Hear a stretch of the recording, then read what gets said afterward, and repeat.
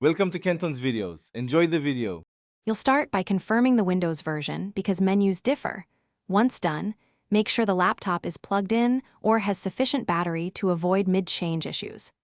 Open Settings via Start or press Windows plus I to jump directly into System Controls. This step gives you access to display and accessibility options, two places where font size is controlled. You're getting straight to the system tools rather than third-party apps. That keeps changes consistent and reversible across apps and the desktop. Now navigate to System, then Display to change text size by adjusting scale and layout. This affects fonts across apps and UI.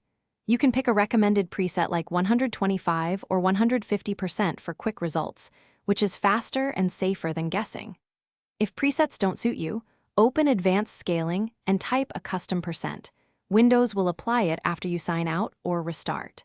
This method changes DPI scaling, which increases readable font sizes without altering app-specific settings. Finish by fine-tuning fonts where needed. Some apps maintain their own settings, so adjust browser or Office fonts inside each app for precise control.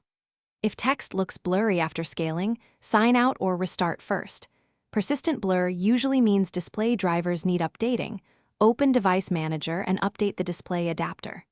For a quicker, font-only change, go to Accessibility, Ease of Access, and use the text size slider. This changes only text without altering overall scaling.